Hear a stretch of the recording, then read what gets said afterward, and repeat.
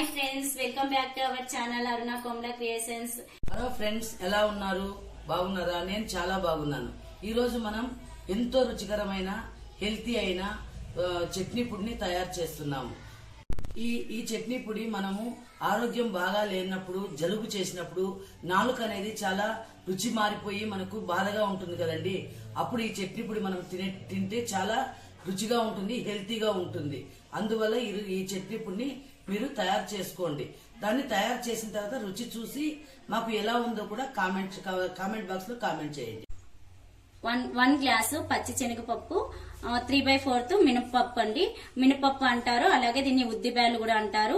1 table spoon ధనియాలు, 1 table spoon జీలకర్ర, బెల్లము ఒకటి బెల్లము పౌడర్ చేసుకున్నాము, రెడ్ చిల్లీ పౌడర్, పోపు దినుసులు, సాల్ట్, కొబ్బరి కొద్దిగా తురుముకున్నామండి, చింతపండు కొద్దిగా తీసుకున్నాము, పోపుకు పెట్టుకోవడానికి కావలసినంత ఆయిల్. ఇప్పుడు శనగపప్పు, ఉద్దిబేడలు, ధనియాలు, జీలకర్ర కొద్దిగా లైట్ గా వేయించుకోవాలండి. స్టవ్ మీద కడాయి పెట్టుకుని ఫస్ట్ పచ్చిశనగపప్పు మనం వేస్తున్నామండి. ఇవి దూరగా లైట్ గా వేయించుకోవాలి.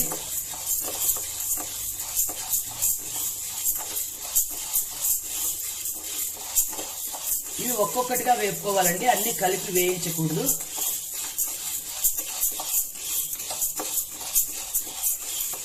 అలా చూడండి ఫ్రెండ్స్, ఇలా లైట్ గా రంగు మారితే చాలు. ఇవి పక్కకు తీసేసుకుంటున్నాము. మళ్ళీ ఇప్పుడు ఉద్దిబ్యాళ్ళు వేయించుకుందాం. ఇప్పుడు మనము ఉద్దిబ్యాళ్ళు కూడా లైట్ గా గోల్డ్ కలర్ వచ్చే వరకు వేయించుకుంటామండి. ఉద్దిబ్యాళ్ళు మన హెల్త్ కి చాలా మంచిదండి. ఎముకల పుష్టిని పెంచడానికి చాలా ఉపయోగపడతాయి. అందులో అది కాకుండా ఇందులో కాల్షియం కూడా చాలా బాగుంటుంది. తప్పకుండా మనము అప్పుడప్పుడు తింటుంటే మన ఎముకలు కూడా బాగా బలంగా తయారవుతాయండి. ఇప్పుడు మనము ఈ ఉద్దిబ్యాడల్ని పక్కన తీసుకుంటున్నాము. తర్వాత కొంచెం ధనియాలు, కొంచెం జీలకర్ర,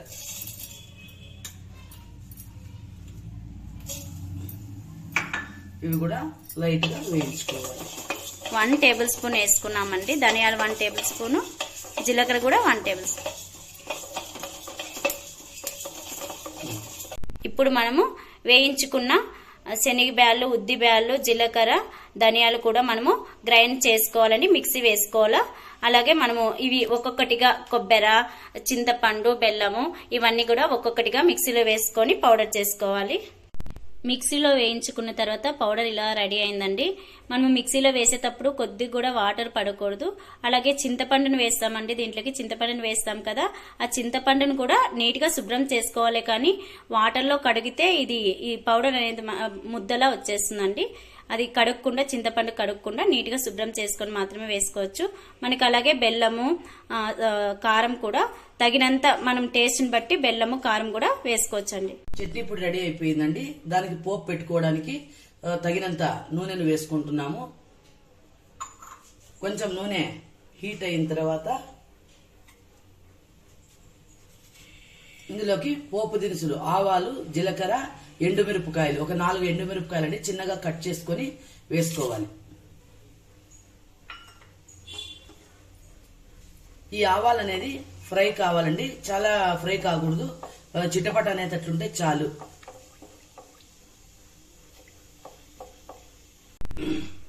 పోపు రెడీ అయిపోయిందండి. పోపుని పక్కన తీసుకొని ఇప్పుడు చట్నీ పౌడర్లోకి మిక్స్ చేసుకోవడమే.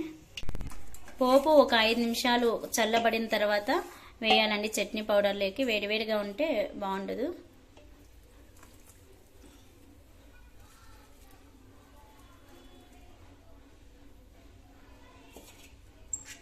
ఇప్పుడంతా కూడా మిక్స్ చేసుకోవాలి. ఇలా చట్నీ పొడిలోకి పోపునంతా వేసి బాగా ఇలా కలుపుకోవాలండి. అంతా మొత్తం అంతా ఈ మిశ్రమం అంతా ఈ నూనెలోకి కలిసిపోవాలి. కొంచెం చల్లగా అయిన తర్వాత మనం చేత్తోనే కూడా కలుపుకోవచ్చు. చేత్తో కలుపుకుంటే బాగా కలిసిపోతుంది. కొంచెం చల్లగా అయిన తర్వాత కలుపుకుంటే మనకు కూడా ఈజీగా ఉంటుంది కలుపుకోవడానికి.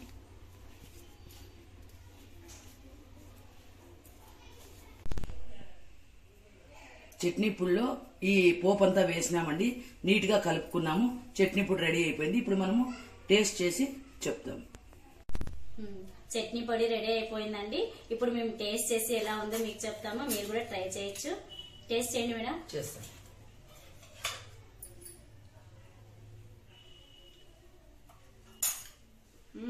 వావ్, చాలా బాగుంది. సూపర్ మేడం, చాలా చాలా బాగుందండి. మంచి రెసిపీ. మనము డైలీ రైస్ లే కూడా యూజ్ చేసుకోవచ్చు. పక్కన కర్రీ ఉన్నా కూడా మనకి కర్రీ నచ్చకపోతే నంచుకోవడానికి ఏదో ఒకటి యూజ్ చేస్తుంటాం కదా, ఆ చట్నీ పౌడర్ అలా యూజ్ చేసుకోవచ్చు.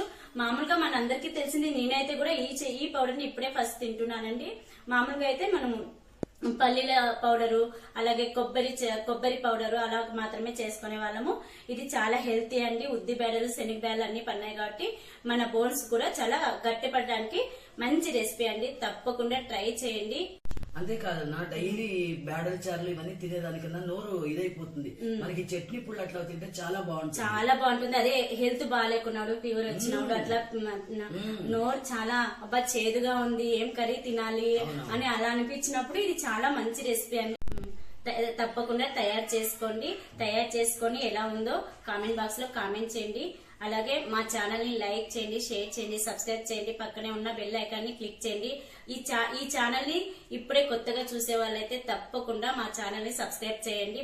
మరీ మేము కోరుతున్నాము. థ్యాంక్ యూ అండి. హలో ఫ్రెండ్స్, తప్పకుండా సబ్స్క్రైబ్ చేయండి.